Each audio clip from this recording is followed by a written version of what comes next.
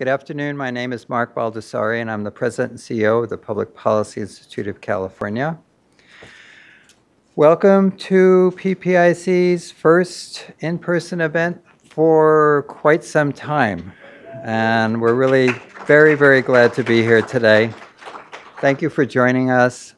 Thank you for my colleagues who are here today as well. For anyone who's not familiar with PPIC, we're a nonpartisan, nonprofit think tank with offices in San Francisco and in Sacramento. PPIC is a public charity. We don't take or support positions on ballot measures or legislation, nor do we support, endorse, or oppose any political parties or candidates for public office. Just wanted to make that clear. Today, we're going to be hearing from my colleague, Julien Lafortune, PPIC Research Fellow, and the author of a new report called Understanding the Effects of School Funding, which of course is extraordinarily timely and important given the discussions that are underway about our state budget for next year. And we look forward to hearing from Julien today on that. Julien was mentioning to me that we're pretty sure that the last time we had an in-person event was in February 2020, and it was Julien and Laura Hill, who's here today, our senior fellow and policy director in our education program. So it's been a while, and it's been a journey, but we're here. Okay, so the full report, the policy brief, and the technical appendices, as well as the slides that you're going to see today from Julien's presentation, are available online at ppic.org. There are also a limited number of hard copies at the registration table, unless they've already sold out. I don't know. Okay. There's still a few copies left. Okay. We want to thank the Dirk and Charlene Capsino Foundation and the Stewart Foundation for their support of this research and for today's event and lunch. Please note that we also have an online audience with us today. Hello, if you're here online. And be sure to wait for the microphone when we get to the audience Q&A part, okay? And speak then into the microphone so that everybody can hear your questions. Following the briefing, Julien will be answering questions.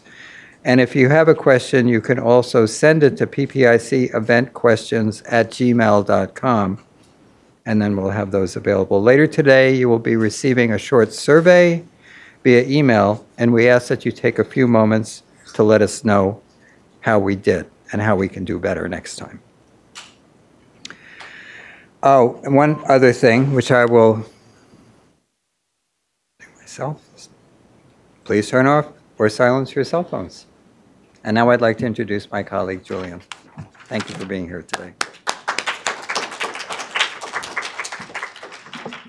All right. Thanks, Mark. Thanks, everyone who made it here, and thanks to those of you who are tuning in online. So again, as Mark mentioned, this is a new report, Understanding the Effects of School Funding.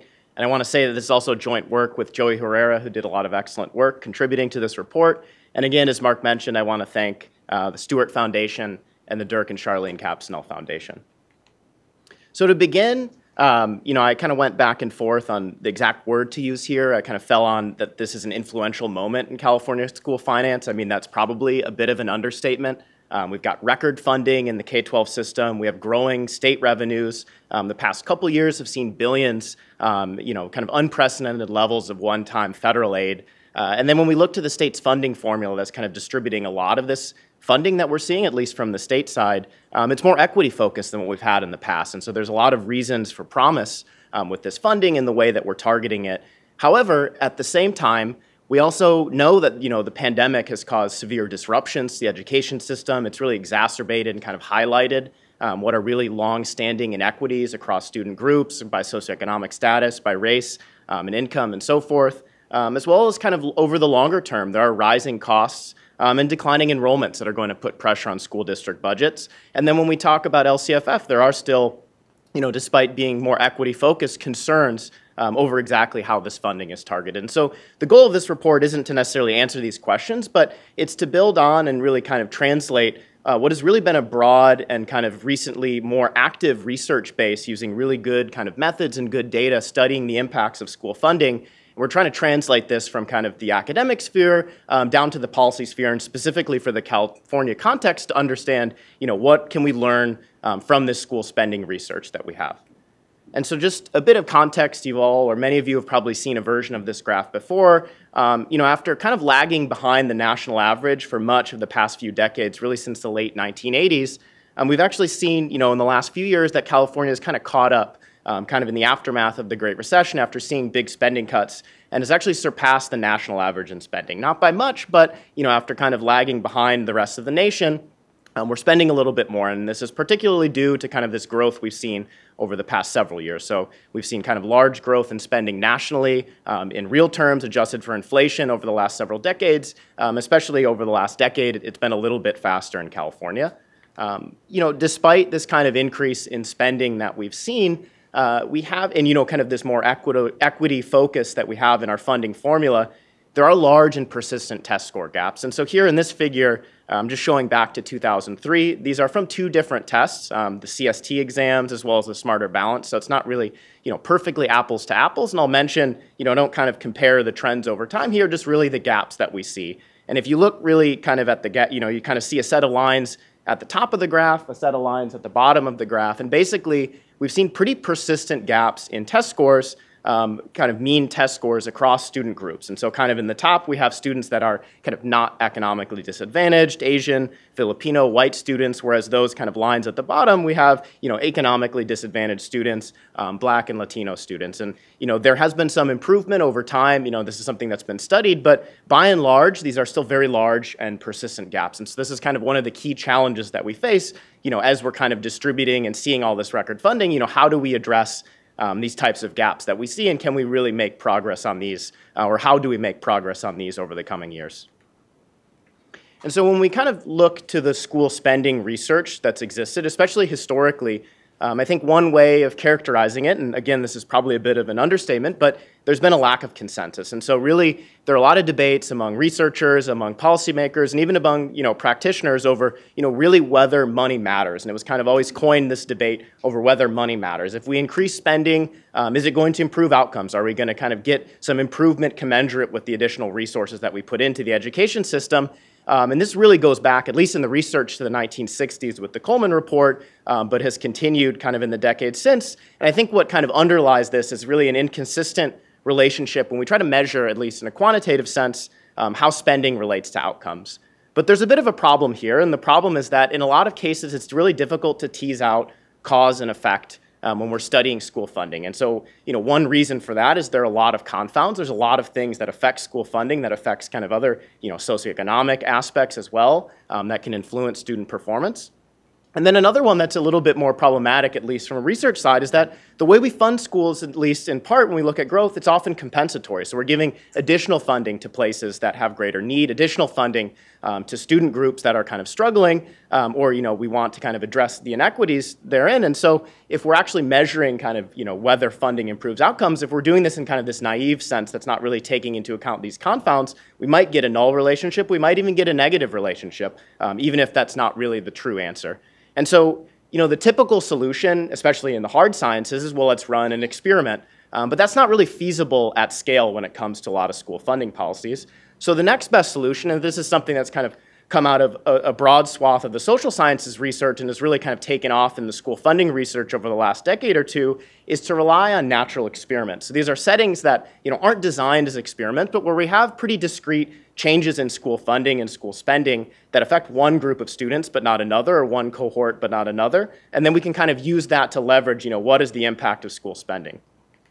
And so kind of chief among these different types of natural experiments, I think, in the research are really state-level school finance reforms. And so the majority of states have had some kind of major school finance reform since the 1970s, often court-ordered, like the Serrano case in California in the 1970s, but sometimes legislatively driven as well. You could think of LCFF as one of these, as well. And basically what these reforms did, the mechanics kind of differed across states, but they really increased state aid for low-income districts or low-wealth school districts. often to kind of address disparities that existed, sometimes to equalize, so to bring everyone to an equal level, but in more recent reforms, really to kind of promote more of what's called adequacy, so try to fund these places or fund these kind of low-income districts more progressively and provide additional funding. And so there are a large number of studies that kind of look both within states, across states, at specific cohorts, surrounding these reform events, and they find a variety of positive outcomes on students. And so just to kind of highlight, this is both in the short and the long term. We have higher test scores, we have improved graduation rates, we have improved college graduation and college attendance. There's kind of studies looking at earnings and wages, studies looking at intergenerational mobility, so making it kind of from the bottom of the income distribution to the top, as well as house prices. These kind of reforms and their improvements in spending are capitalized into greater real estate prices in the area, kind of suggesting improved demand for living in these places that got more spending. And more recently, there's a little bit of evidence that actually, at least in some contexts, reduced crime, due to these kind of increases in school spending. And so to kind of put a number on this is from one of the longer term studies that looked at reforms mainly in the 70s, 80s, and 90s, so kind of Serrano was one of those as well.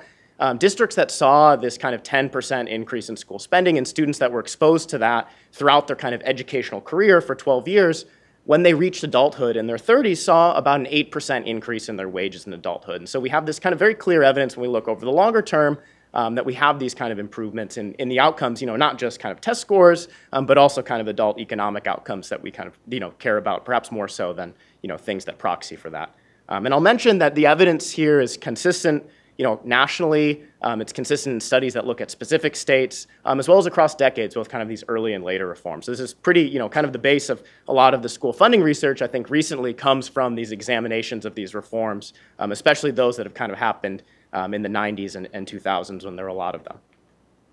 And so beyond reforms, there are a number of other kind of settings that we can use that look like natural experiments that show there are positive effects of school spending on outcomes. So, some of these that I'll highlight here are what you could consider to be close elections. So these are either elections for school bonds for capital or tax increases, which are more common in other states for school operational spending. And here the idea is you have two districts that maybe one passes and one fails, sometimes by a very close margin, right, 49 to 51%, and they have different outcomes when it comes for school spending that persist for several years.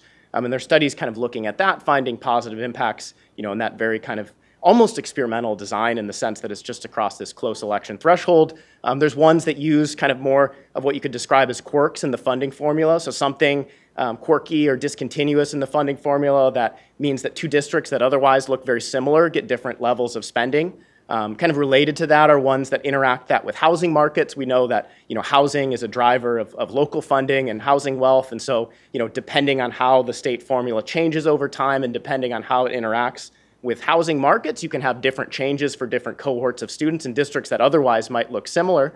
As well as there's research looking at spending cuts. This is mainly from the Great Recession, but it finds that the kind of spending cuts that we saw in places that were kind of forced to cut more in the Great Recession kind of their students fell behind more when it came to test scores and then eventual matriculation into college.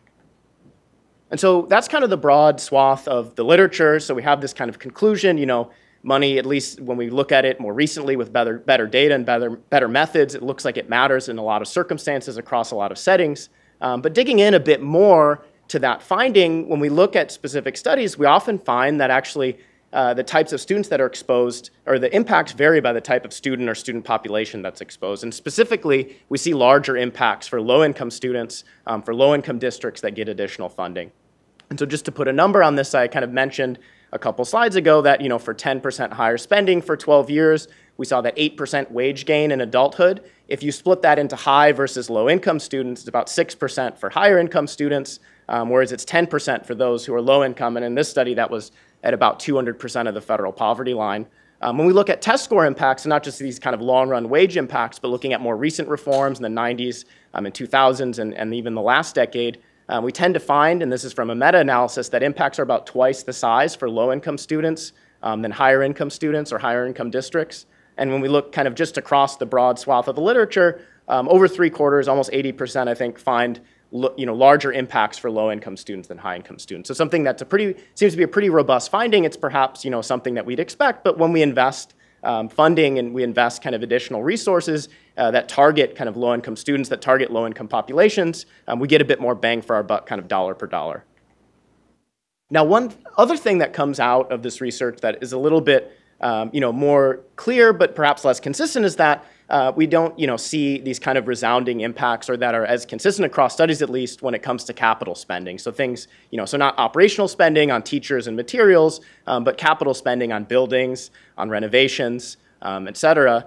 So we have kind of a variety of studies across the landscape, and I'll just kind of highlight a few types of these studies, although there's a lot of work I'm leaving out here. But broadly, there are some kind of district-level studies that look at, big district capital renovation projects. So like one in LAUSD, or there's work in New Haven, Connecticut, where you have these big kind of renewal programs where billions are invested to really redo a lot of the facilities in a specific district. And so those provide kind of a compelling setting where we can look at impacts.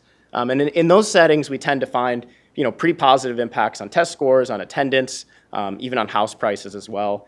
When we look at specific components of buildings, there are also some evidence, especially when it comes to air conditioning or air filtration, that we see positive impacts of specific components of buildings, on student academics. But then when we look at studies that kind of focus on, these bond elections, often kind of within a specific state, the evidence is a bit more mixed. So sometimes it's positive, sometimes it's zero, sometimes it's noisier and imprecise, and we can't really tell if there are these kind of academic impacts. There are a lot of reasons for that. I mean, one, perhaps we don't expect capital investment, especially, something like fixing a leaky roof, to maybe have as direct or kind of immediate impacts on test scores. That might be something that kind of operates over the longer run through savings and deferred maintenance. But, there are a lot of other, I think, factors that go into that in the measurement, but broadly, there isn't as consistent of a kind of, of a conclusion there.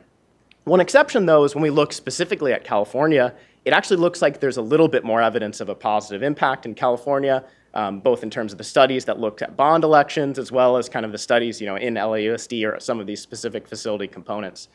And so, why is that? I mean, on one hand, a researcher like me could say, well, California is a large state, it offers a lot more settings, so maybe we just have better evidence because of the kind of magnitude of the investments the state, has made, and the kind of amount, the sample essentially that California provides. But something that's a bit more kind of conceptual, and I think that's important to point out, is that kind of compared to other states, it's actually harder to raise capital funding in California. So there's a supermajority required for districts to pass local bonds, and that's, unlike most states is a simple majority. You just need 50.1% to pass a bond, as well as the fact that there's less state support in California for capital. So as a share of the amount that's spent on capital, California is a little bit below the national average in terms of the amount of state funding relative to local funding. And so that kind of all together could kind of suggest that perhaps, and this is a little bit of an extrapolation, but it's something that's at least consistent with the data, California is in a setting where facilities could have greater need, or the marginal project, right, the additional one that gets invested in, that researchers are studied, are perhaps a little bit more efficacious because of this greater need.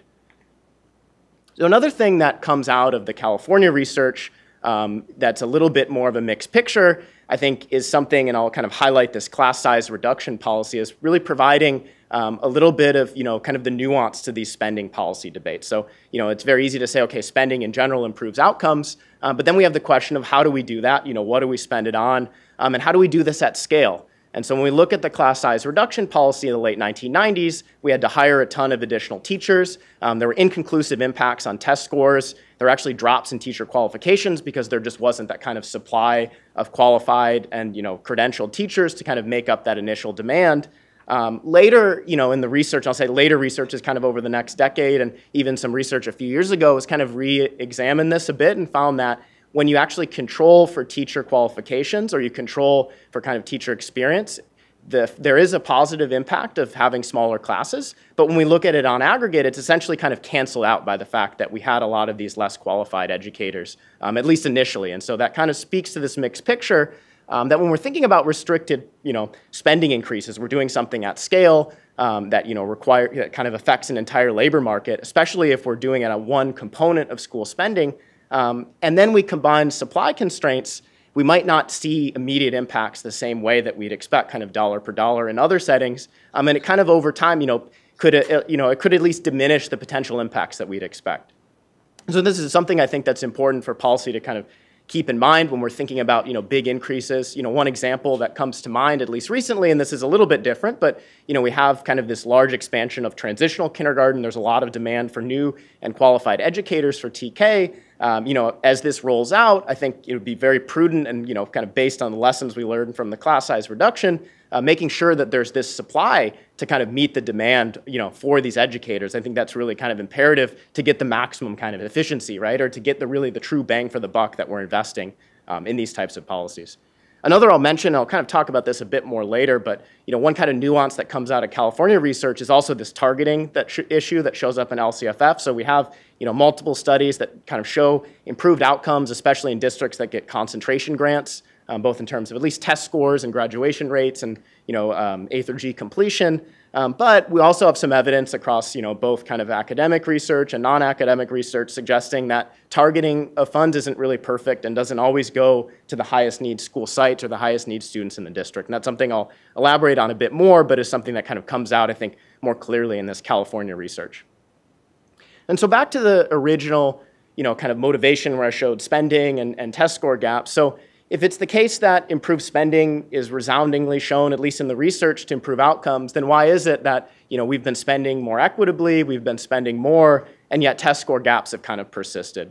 And so one thing I want to do here is not to kind of give you an answer to this question entirely, because I think there are a lot of factors and that's very difficult to do, but to really just provide a simple comparison, or what you might even think of as an oversimplified comparison. And that's basically just to examine, what are the gaps or the relative differences in school spending, and what are the kind of relative differences in test scores between student groups. So let's kind of compare those to each other, and then basically extrapolate that difference in spending to what we know from the meta-analysis from the literature about kind of the per dollar test score impact. So basically, what is the amount that could be required if we just extrapolate what we have in the research forward to close the gaps that we observe in California, and then let's compare that amount to the amount of spending, additional spending that we provide certain student groups. So to make this a bit more concrete, here I'm just kind of reporting the spending level per student, so total spending. It includes everything from capital to operational. This is per student in 2019-20, so just on the cusp of the pandemic. And here it's for different student groups. And so basically this is calculated as, you can think of it as low income here means the kind of typical low income student is in a district that spends $19,000 per pupil in 2019-20, compared to kind of the typical non-low income student that gets about $800 less, $18,300. You also see that we spend a little bit more in kind of the typical district of especially Black and Latino students relative to white students. Also, there's a little bit of a gap kind of when we compare Asian and white students. But by and large, I'll just kind of focus right now on this income gap. So we're spending about $800 more per student, and this is just at the district level, for kind of the average low-income student compared to the average non-low-income student. So that's kind of one measure of how progressive is the spending in California at the school level or at the district level, when it comes to at least income measured by free and reduced price lunch. And so that kind of keep that $800 in mind. Now, when we look at test score gaps, we have these large gaps that I showed earlier, and then we kind of rely on the evidence from the literature and just do this a little bit crazy extrapolation, and we get a number, just kind of multiplying it through, that we potentially could need $7,000 to $10,000 per year more funding, so not just total funding overall, but more funding for low-income than non-low-income students to close this gap. So that's what the literature kind of implies, just kind of basically multiplying the estimates forward. But that $800 is only about 8 to 11% of that kind of annual amount. So this is, 8th graders for 8 years. That's why I did it that way. Put another way, if we just want to multiply this through over time, that's basically 70 years at the kind of current rate of this extra $800 per year to close these gaps. So there are a ton of caveats here. You probably just can't add these things up linearly. There's obviously other things going on, like the pandemic, that's exacerbating gaps, and so perhaps we're not fighting something static, but a lot of these investments are perhaps preventing these gaps from worsening is another way of thinking about it.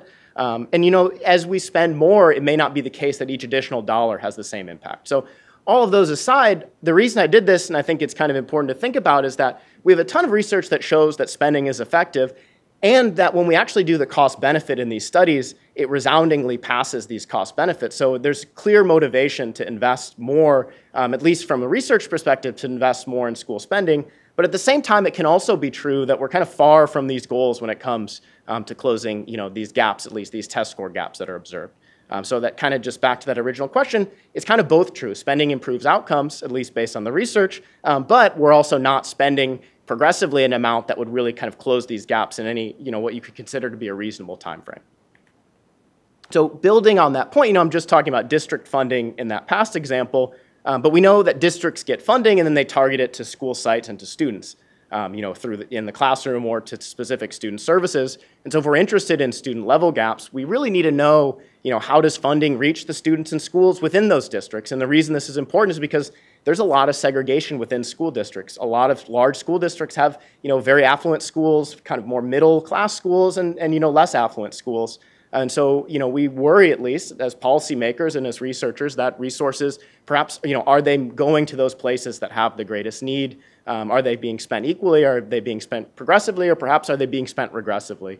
And, kind of a couple points of evidence from the literature. So one, when we look nationally, we find that, in studies that kind of look nationally at school finance reforms, they're mainly targeted to low income and low property wealth districts. They improved outcomes, and they improved relative spending in those places.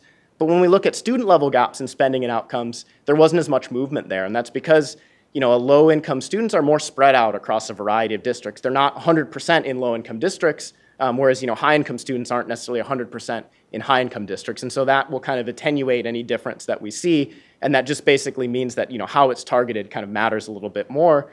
And then there's some kind of more disconcerting evidence from the Michigan reforms, this is in the 1990s, that directed a lot of additional state funding to what were low property wealth districts. And research on this reform actually found that when you look at the schools within the district that kind of got more money, it tended to be higher income schools relative to the district average that got a little bit more of this extra funding. Now, when we turn to LCFF, the good news is that doesn't look like that's the case. That's what's happening with LCFF. We and others have done research on this. School spending is generally progressive when we kind of compare across schools in the same district. That is to say, we're allocating more funding to the higher need school sites in a district. But that varies a lot by district. We don't have great data on this, so it's not something we can say with utmost precision. But broadly, there's a lot of differences. With some targeting kind of consistent with LCFF, or perhaps even more so to their high need school sites, and others that look like they're spending a little bit more equally and perhaps not targeting as much. And so, kind of, we have this. I mentioned how we should spend, how we should target dollars. There's often this question about how we should spend a dollar, what works best and what should we do? We have all this extra money, how should we target it? I'd like to say that there's kind of one clear-cut answer that comes out of the research, but the reality is that there isn't a lot of concrete guidance for policy when we at least look at the school spending research. And part of the reason is that it's difficult to study. Just from a research perspective, there's a lot of policy changes affecting spending level. It's a lot more messy when you get to the spending composition, and so there aren't as many clear insights there. There are some exceptions for big policies like class size that I mentioned, and this has been studied in other states too, where there's big class size reduction policies. There are some more small, what you could think of as smaller programs or programs that involve, a lot of kind of more holistic elements that have been studied, through kind of actual evaluations. And so we have some evidence there. But broadly speaking, when we're looking at kind of very top-down policies, at least in my view, there's not a ton of concrete guidance for policymakers there. One thing that is highlighted in the research that's not so much guidance, but perhaps an area of concern, is that when we spend a dollar, say, even on staff, that doesn't necessarily buy the same thing. Or we could choose to spend it perhaps by lowering class sizes, hiring more educators, or we could spend it by perhaps increasing the quality of these educators in some way, perhaps more experience, more credentials, or some other measure of quality.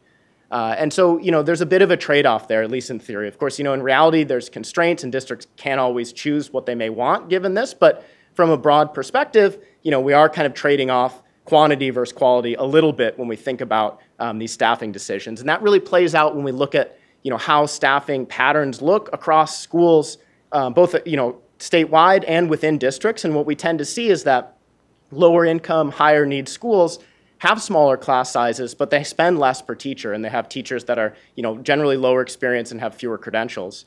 And that's something, that exists, again, kind of within districts and across districts. We're spending more at these, higher need school sites, these lower income school sites, but we're also doing it by having, kind of more novice educators with smaller class sizes. Is that the best use of funds? I don't think there's clear research guidance, but I think the fact that we see these differences by income that are pretty striking and consistent, in a lot of other states as well, suggests that this is something, that's probably worthy of more policy and research attention. So before I conclude, I'll just talk about a couple other things that I think are more of like headwinds kind of facing the California school finance system.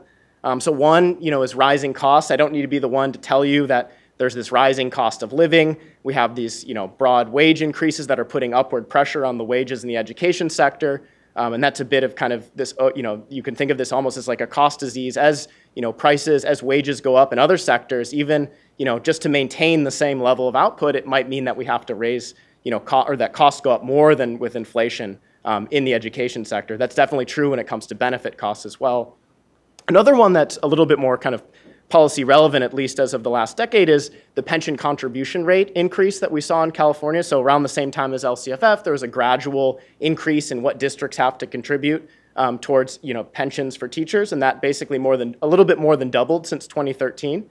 And when we just kind of add up the numbers there based on district staffing expenditures, and we look at the total increase we've seen in spending since 2013 to just before the pandemic, we see that about 25% of that is essentially crowded out by this increase in pension contributions. Now, that's not to say that this is a good idea, this is a bad idea, that we should or shouldn't have done this pension change. It's just to say that as we're seeing this increased spending, that doesn't necessarily mean districts are one-to-one, dollar per dollar, able to translate this into additional resources for students. And so when we have these rising costs, even when we're correcting for inflation, if these costs are rising faster than inflation, then we're going to necessarily see a little bit of crowd out from these rising costs.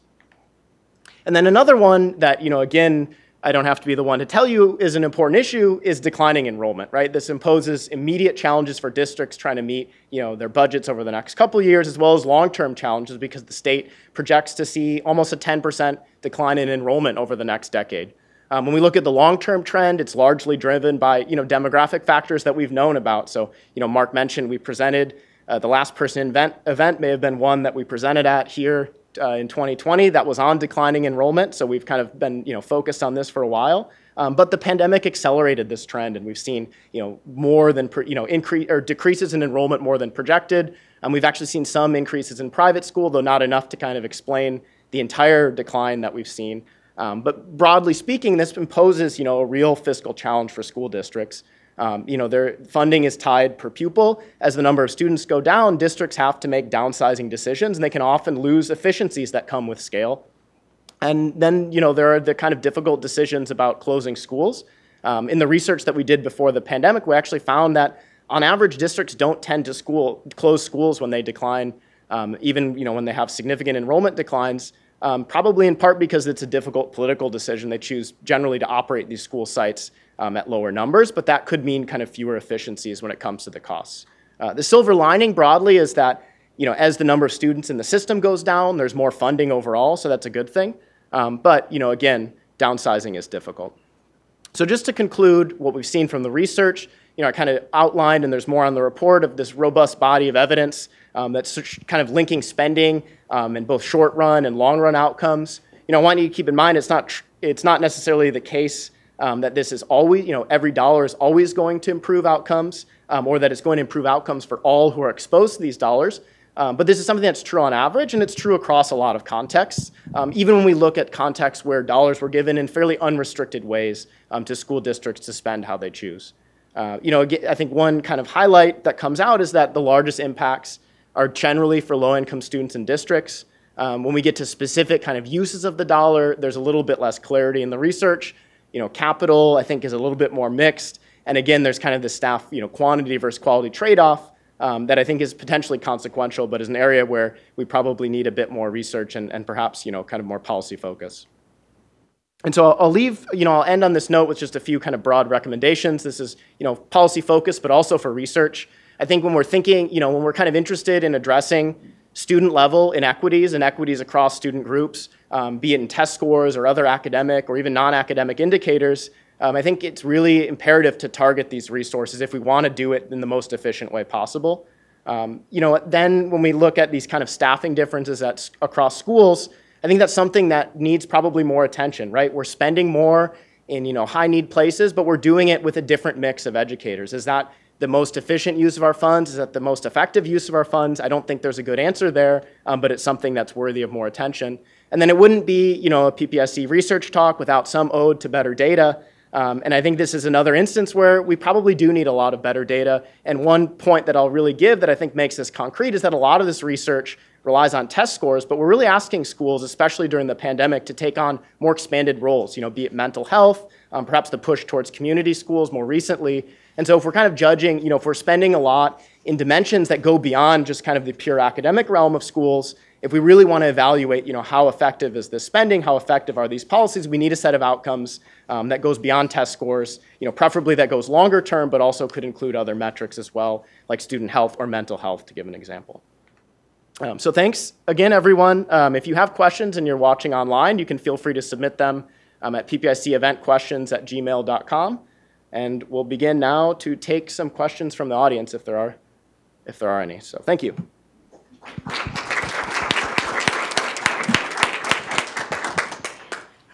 Hi, Julian. You have one online here from Marguerite from the Assembly Ed Committee. If you want to go back to slide 12.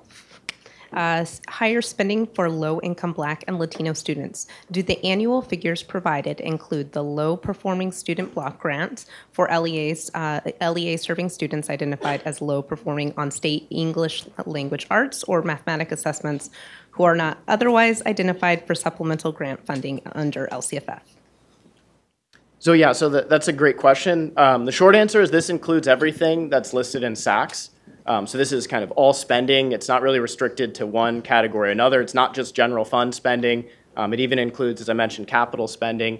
So it includes spending kind of in the year from all funding sources that are at least identified in SACS. One thing it doesn't include are funds that come from outside the district that are kind of local foundations, so local education foundations, charitable contributions. That's something that often isn't, is done through kind of an outside foundation. So that's one potential blind spot we have.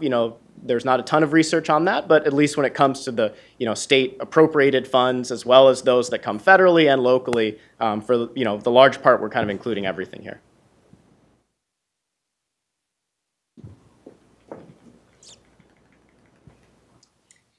Hi, I'm the ancient person in the room, but years ago I assisted the Department of Education in designing a standardized budget and accounting framework for school districts statewide. And one of the things that we tried to put into the design was site-specific spending, and we got a lot of pushback from special interests not to do that.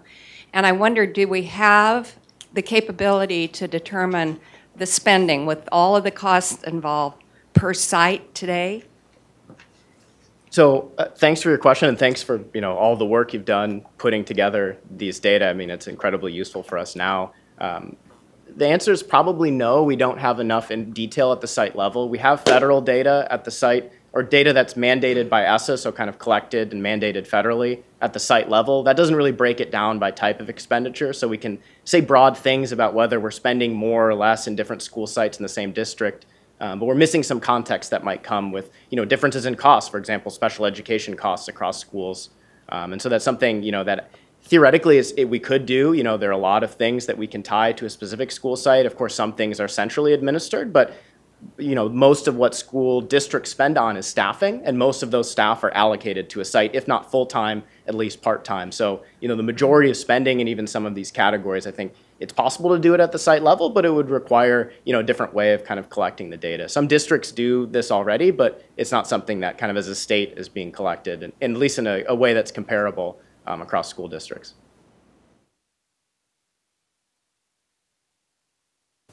Thank you. My question is related, except I didn't do any amazing work in the past to make this possible.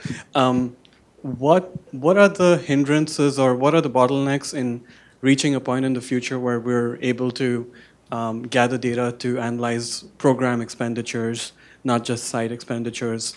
Are districts reporting their their budgets and their financials at that level of detail, such that if we put some data scientists on top of that, that they can eventually make inferences on what's going on at a program level? So that's a tough question. I think, from a technological standpoint, we have the capability to do that. Some states do this in more detail. Some districts do this in more detail where they tie, and maybe not necessarily program specific, but they have more detail than just kind of total spending at a school site. So I do think that's something that is possible to do, but would require more work on behalf of districts. So it's not without costs. And so there'd have to be some additional value there. I think, the kind of exercise you describe where we can then, evaluate every program sounds very exciting. And so I think that's one reason why we might want to do this, not just for a transparency perspective, but to really understand, what's working, when and where. I would caution that there are, the more we try to look at any specific impact of a type of spending or a program, it becomes much more difficult to hold constant everything else that's going on. And so often, when schools get even if they get a lot of additional funding and then they invest it in different things, they're kind of at the same time contemporaneously investing in several things at once. And so it's not always possible to tease out, is it the combination of these two things? Is it that they did A instead of B while this other district did C and D? We'd like to, I think the more data and information we have, there's more hope that we can do this. But the more detail we try to get, we kind of run into the fact that, again, it's not an experiment where we're kind of turning on one set of funding versus another, and there's so many other things that tend to be changing at once. I guess maybe I shouldn't say that as a researcher. We should always be able to, or we always want more data to figure out these questions, but there are, from a kind of theoretical standpoint, reasons why these are just hard questions to answer, and we might not always have a very clean answer. Because there's a little bit of a dichotomy here, right? Because if your perspective, your lens is a very macro lens, and then if you take a micro lens and you go to a school site and you ask educators and you ask principals, their stories or their narratives are always going to be structured around, we invested in certain professional development, we changed the curriculum. So they always often have singular answers to that, but I understand what you're saying. Yeah, no, and that's a fair point, right? When it comes to local, what people on the ground actually want to know, that's exactly the information they want to know. I think, yeah, I'm presenting this more of a top-down view as kind of my perspective in statewide policy research, but you're absolutely right. This type of information could be immensely useful closer to the ground.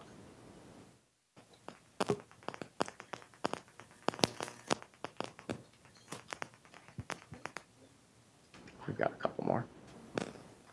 Hi, yeah. Can you draw any conclusions about the efficacy of one-time funding versus ongoing funding? Yeah, that's a great question.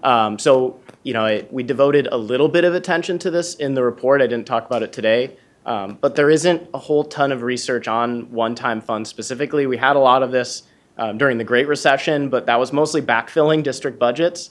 There were some, as part of the kind of ARA package in the Great Recession, there were some funds for like school improvement grants and other types of programs that you could think of as more one-time funds. The evidence is pretty mixed there.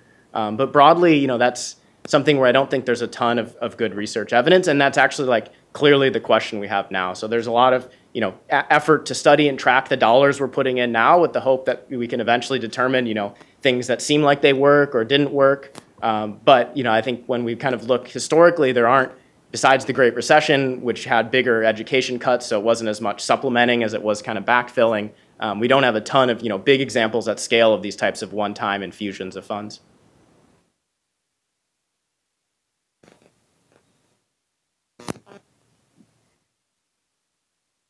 Great. So if we don't have any other questions, again, thank everyone for their questions, and I'll invite Deborah here to my colleague Deborah Gonzalez to give a few closing remarks. Thanks. Thank you, Julien. I really an amazing report, and of course, he knows I'll have a lot of questions as a former budget staffer, so I apologize for that ahead of time, and also for being the first person to present for our group. I know it's hard after you've been in your house for a long time. You're much taller than you look on Zoom. It's very exciting to have you here. On behalf of PPIC and particularly the Government Affairs team, we really appreciate you taking the time to come here. These events are such an important part of the fabric of Sacramento. I know it's not just beer bread that you come here for. I know it's also the research, but the beer bread is pretty darn good. And we're happy you've taken the time, and we hope that you felt safe when you come here. This is our first baby step, and we're hoping to have more online, in-person meetings. We'll continue a lot of our events online just because we understood there's a broader audience in some cases, but there is something unique about an in-person event in Sacramento. So I just also want to remind you that the reports, the slides, and apparently Instagram right now is online with all of this information as well. My kids won't let me do Instagram, but it's a whole nother issue we can talk about later. Speaking of more events, we have a few events coming up we hope you can join us for. These will be virtual events, so please register to watch. On May 26th, our head pollsters here, will be releasing the most recent survey and findings from the California and the Government Survey. It's very exciting, interesting stuff, I'm told. I haven't seen it yet. On June 1st, tune in for a panel discussion moderated by Londe Ajosi on the impact of COVID and youth mental health. This also feeds into the discussion about school mental health and children in school. This event will be moderated by Londe, our Vice President, and Walter and Esther Hewlett, Chair of Understanding California Future and Senior Fellow at PPIC. She joined us during the pandemic, so we're very glad to have her here. We will have Alberto Calavero. Oh, I'm sorry. I know I just butchered that. The superintendent of the Los Angeles Unified School District.